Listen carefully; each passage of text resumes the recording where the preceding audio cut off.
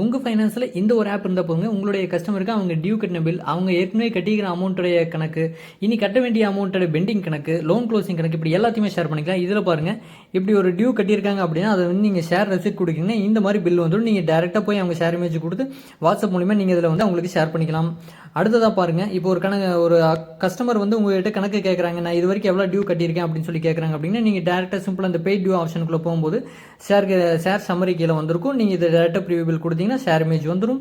அடுத்ததான் அதுக்கு கீழே எவ்வளோ நான் இன்னும் கட்ட வேண்டியது இருக்குன்னு கேட்குறாங்கன்னா இந்த ஆப்ஷனில் போனீங்கன்னா உங்களுக்கு ஷேர் சம்மரி கீழே இருக்கும். நீங்கள் அதை கொடுத்து பெனால்ட்டி அமௌண்ட் வேணும்னா ஆட் பண்ணிக்கிட்டு நீங்கள் வந்து இதை டேரெக்டாக நீங்கள் ஷேரும் கொடுத்துடலாம்.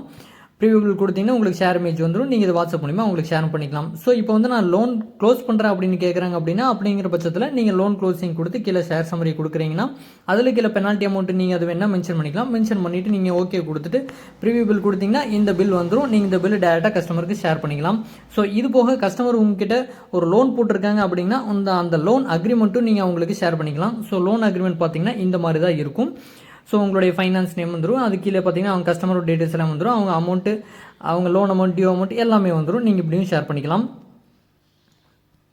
ஸோ இது போக நீங்கள் உங்களுடைய சீசிங் ஏஜென்ட்டுக்கு சீசிங் கார்டு அனுப்புனா இதுலேயே பாருங்கள், ஒரு லோனுக்குள்ளே போயிட்டு மேலே இருக்கிற 3 டாட்ஸ் தொட்டிங்கன்னா ஷேர் சீசிங் கார்டு ஆப்ஷன் வரும். அதை நீங்கள் தொட்டிங்கன்னா டேரெக்டாக சீசிங் கார்டு வந்துடும். பெனால்ட்டி அமௌண்ட் வேணா மென்ஷன் பண்ணிவிட்டு நீங்கள் ஷேர் சீசிங் கார்டு கொடுக்குறீங்க. டேரெக்டாக வாட்ஸ்அப்புக்கு போகிறீங்க. அவங்களுடைய சீசிங் ஏஜென்ட்டோட நம்பர் எடுத்து நீங்கள் ஷேர் கொடுக்குறீங்க. ஸோ இந்த மாதிரி ஒரு லிங்க் போயிடும், உங்களுக்கு ஜென்ரேட் ஆகி லிங்க் போயிடும். நீங்கள் அந்த லிங்க் ஓப்பன் பண்ணும்போது பார்த்தீங்கன்னா உங்களுக்கு எல்லா டீட்டெயில்ஸ் அதுலேயே வந்துடும். அதாவது பார்த்தீங்கன்னா கஸ்டமரோட நேம், அவங்க லோனோட டீட்டெயில்ஸ் எல்லாமே வந்துடும். எவ்வளோ இஎம்ஐ கட்டியிருக்காங்க அது எல்லாமே வந்துடும். ஸோ கீழே அதுக்குள்ளே வெஹிக்கிள் டீட்டெயில்ஸ் தனியாக வந்துடும்.